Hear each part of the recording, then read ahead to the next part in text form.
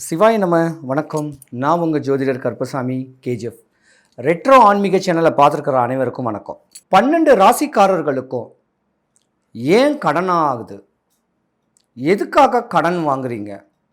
இந்த கடனை கெட்டி முடிக்காமல் பல இன்னல் துன்பத்தை எதுக்காக அடையிறீங்க? இந்த கடனை அடைக்கிறதுக்கு என்ன வழிமுறைகள், என்ன பக்குவங்களை பண்ணால் இந்த வாங்கின கடனை திருப்பி அடைக்கிறதுக்கு உண்டான ஒரு சக்தி கிடைக்கும்? இப்படி இந்த கடன் எதுக்காக வருதுன்னு கேட்கறதுக்கு உண்டான அமைப்பை மட்டும் தெரிஞ்சுட்டு இருந்தா நம்ம அந்த கடத்தை வாங்காமல் அதுக்கு உண்டான வழிமுறைகளோட கடனாளி இல்லாமல், விரலுக்கேற்ற வீக்கம் கடனாளி இல்லாமல் யாருமே இருக்க முடியாது. ஆளாகப்பட்ட அம்பானியாக இருந்தாலும் கடன் வாங்க தான் செய்யணும். ஆனால் திருப்பி கொடுக்க எந்த வழியில், எந்த ரூபத்தில் நம்மளுக்கு அந்த கடன் அடையுது, யாருனால எவர்னால எப்படி கடவுள் ரூபத்தில் ஒரு பர்சன்னால் கடனை அடையக்கூடிய தன்மை எந்தெந்த ராசிக்காரர்களுக்கு வருது?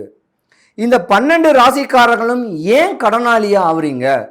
ஒன்று மண்ணு மேலே போடுறீங்களா, பொண்ணு மேலே போடுறீங்களா, இல்லை நோய்க்கு விரயம் பண்ணுறீங்களா, பிள்ளைங்க படிப்புக்காகையா, வேற ஏதாவது ஒரு இன்னலுக்காக கடன் வாங்குறீங்களா? இப்படி கடனாளியாக மாட்டிக்கிட்டு கஷ்டப்படக்கூடிய ராசிக்காரர்களுக்கு எந்த வழிமுறைகளை, எந்த பக்குவம் பண்ணால் இந்த கடன் அடையும் கேட்குறது தான் இன்னைக்கு உண்டான ஒரு டாபிக். சிம்மராசி அறம், சத்திரியன், நெருப்பு. சிம்மராசி மக நட்சத்திரம், பூர நட்சத்திரம், உத்திர நட்சத்திரம். சிம்மராசி மக நட்சத்திரக்கு அதிபதி கேது பகவான், பூர நட்சத்திரக்கு அதிபதி சுக்கிர பகவான், சூரிய பகவான்.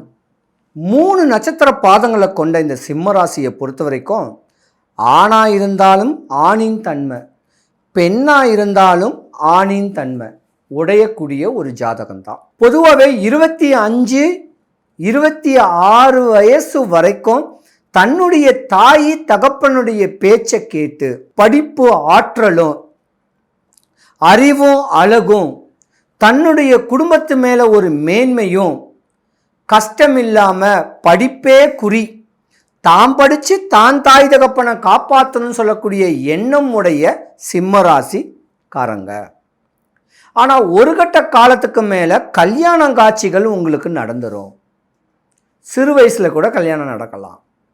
கல்யாண காட்சிகள் நடந்த உடனே அந்த குழந்தைங்களை வளர்த்து வாலிபம் ஆக்குறதுக்கே உங்களுக்கு வயசாயிடும். நீங்கள் உங்களுக்கு கல்யாணம் ஆன உடனே தன்னுடைய கணவன் மனைவி கிட்ட சந்தோஷமாக இருந்து தன்னுடைய குழந்தைங்களுடைய ஃப்யூச்சர் என்ன, இந்த குழந்தைங்களை எப்படி நம்ம வளர்க்குறது அப்படின்னு சொல்லக்கூடிய தன்மை ஒரு 35 வயசு வரைக்கும் வீடு, மனைவி, மக்கள் இவங்களுக்குன்னே வாழ்க்கையை ஓட்டக்கூடிய ஒரு தன்மைகள் வரக்கூடிய நேரம் சிம்மராசி உள்ள காரர்களுக்கு உண்டு. ஆனால் சிம்மராசிக்காரங்களை பொறுத்த வரைக்கும் ஒரு உதாரணத்துக்கு சொல்கிறேன், 30லிருந்து 35 வயசு வரைக்கும் அரசியலில் பிரவேசம் ஆகணும், ஆடம்பர வாழ்க்கை வாழணும், நான் சொல்லக்கூடிய ஆணவம் அதிகாரங்கள் நிறையா இருக்கும், அதிகார தோரணைகள் நிறையா இருக்கும், யாருக்கும் தலை வணங்காமல் ஆனால் தனக்கே தெரியாமல் ஊரு விட்டு வெளியூருக்கிட்ட கடன் வாங்கி தான் குடும்பத்தை பக்குவம் பண்ணி சொல்லக்கூடிய ஆதங்கத்தில் விரயத்தில் மாட்டிக்குவீங்க. சிம்ம ராசி உள்ள ஆண்கள் கார் வாங்குவீங்க, விற்பீங்க, அதில் நஷ்டமாகும். இப்படி ஆடம்பரத்திலேயே உங்கள் வாழ்க்கையை போகக்கூடிய சிம்ம ராசி ஆண்களுடைய நேரம் இப்படித்தான் இருக்கும். ஆனால் சிம்ம ராசியில் உள்ள பெண்கள் என்ன பண்ணுவாங்க தெரியுமா? சோறு வடித்து அந்த தண்ணியை இவங்க குடிச்சிட்டு சோறெல்லாம் பிள்ளைங்களுக்கும் புருஷனுக்கும் கொடுப்பாங்க. அப்படியாம்பட்ட ஒரு மனநிலை உடையவங்க தான் சிம்ம ராசி பெண்கள். தான் குழந்தை மேலே, கணவன் மேலே அளவு கடந்த பாச பிணைப்பில் அரவணைச்சு வாழக்கூடிய தன்மை உடையது. சொல்லுவாங்க பாருங்க, கல்லு மண்ணு சுமந்தாது, கட்டிட தொழில் பார்த்தியாது, எங்கேயாவது வேலை பார்த்தாது, தான் பிள்ளைங்களுக்கு சோறும் படிப்பையும் கொடுக்கக்கூடிய தன்மை உடையவங்க சிம்மராசி பெண்கள் தான். எப்படி இருந்தாலும் சரி, பிள்ளைங்களை வளர்க்கணும், அதுங்க நல்லா சாப்பிடணும், ஏன் உடம்பை பற்றி கவலை இல்லைன்னு சொல்லக்கூடிய ஆதங்கங்கள் உடையவங்களும் சிம்ம ராசிக்காரங்க தான். கடனே வாங்கினாலும் அந்த கடனுக்காக ஓடி ஓடி உழைச்சி அடைக்கக்கூடிய தன்மை சிம்மராசி பெண்களுக்கு தான் உண்டு. டிஸ்கவரி சேனல் பார்த்துருப்பீங்கள்ல, அதில் பார்த்தீங்கன்னா பெண் சிங்கம் தான் வேட்டையாடும், ஆண் சிங்கம் அதை கூறு போடும். அது ஏன் சொல்கிறேன்னா, பெண்கள் தான் வேலைக்கு போயிட்டு சம்பாரித்து புருஷன்ட்ட கொடுப்பாங்க. அதை ஸ்ப்ளிட் பண்ணி தான் பிள்ளைங்களுக்கு கொடுக்கக்கூடிய தன்மையும் உண்டு. இருந்திருந்தாலும் சிம்மராசியை பொறுத்த வரைக்கும் 3 நட்சத்திர பாதங்கள் பலமாகவே இருக்குது. கேது, சுக்கிரன், சூரியன்.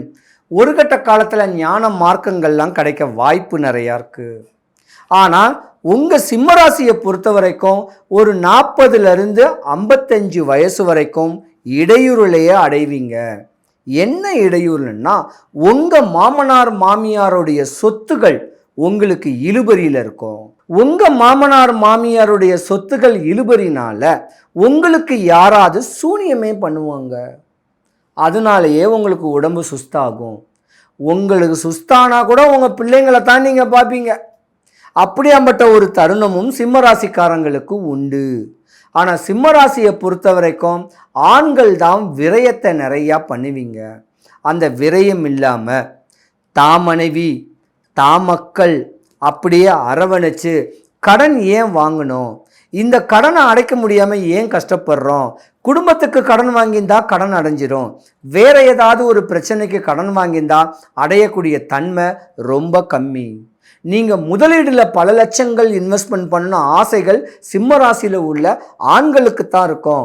பெண்களுக்கு நிறைய முதலீடு பண்ணணும் ஆசை வராது. சின்ன ப்ராஜெக்ட், சின்ன லாபம். இப்படியாப்பட்ட ஒரு தன்மை உடையக்கூடிய சிம்ம ராசிக்கு இப்போ ஆகாத நேரம் நடந்துக்கிட்டு இருக்கு. நீங்கள் தான் ஏதாவது ஒரு கோவிலுக்கு போகணும். இல்லைன்னா சென்னை, திருவள்ளூர், அரக்கோணத்துக்கு நடுவில் இருக்க வேண்டிய திருவலங்காடுன்னு சொல்லக்கூடிய கோயிலுக்கு நீங்கள் தான் போகணும். போய் அங்கே இருக்க வேண்டிய குளத்தில் தீர்த்தத்தில் கையகாலை அலும்பிட்டு பக்கத்தில் காளியம்மாவை பார்த்துட்டு சிவனை பார்த்துட்டு அம்பாளையும் பார்த்துட்டு வெளியே வரும்போது மூஞ்சி சித்தர்னு சொல்லி ஒரு ஜீவ சமாதி இருக்குது. அந்த ஜீவ சமாதிக்கு ஒரு வெத்தலை பாக்கு வாழைப்பழம் வச்சு கையெடுத்து கும்பிட்டு தலை வணங்கிட்டு ஒரு அரை மணி நேரம் மெடிடேஷன் பண்ணிட்டு வந்தீங்கன்னா வாரத்தில் எந்த நாள் வேணால் போகலாம். ஆனால் சனிக்கிழமை போனீங்கன்னா நல்ல ஒரு நேரம் உண்டு. உங்கள் கடனை அடையிறதுக்கு ஒரு சித்தரை வழிபடுங்க, ஒரு மகானை வழிபடுங்க.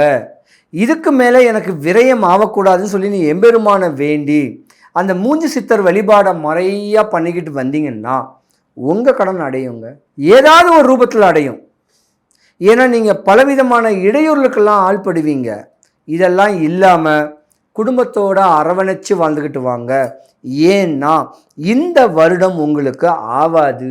ஒரு பக்கம் அஷ்டம சனி நடந்துட்டுருக்கு, ஒரு பக்கம் ராகு கேது பெயர்ச்சியில் உங்கள் ராசியில் கேது பகவான் வந்து பல இடையூறுல கொடுக்க போகிறாரு. அது இடையூறு வராமல் இருக்க அரக்கோணத்துக்கிட்ட இருக்க வேண்டிய திருவலங்காடு மாந்தி ஸ்தலம்னு சொல்லலாம். அங்கே போய் வழிபட்டு வந்தால் உங்கள் தேவைகள் உங்கள் ஆசைகள் பூர்த்தியாகும். மாதத்துக்கு 2 நாள் போங்க. ஒரு வாரம் சனிக்கிழமை போனால் அடுத்த வாரம் போக வேண்டாம். இப்படி ஒரு நாள் மட்டும் நீங்கள் அந்த கோயிலுக்கு போயிட்டு வாங்க, செலவு பண்ணியாது உங்கள் கடன் அடைய வாய்ப்பு இருக்குது. சிம்மராசி அன்பர்கள் அனைவருக்கும் சுபிக்ஷம், ஐஸ்வர்யம், கடாட்சியம் கிடைக்க வடபழனி ஆண்டவனுடைய அனுகிரகம் உங்களுக்கு பரிபூர்ணமாக கிடைக்க நான் பிரார்த்திக்கிறேன்.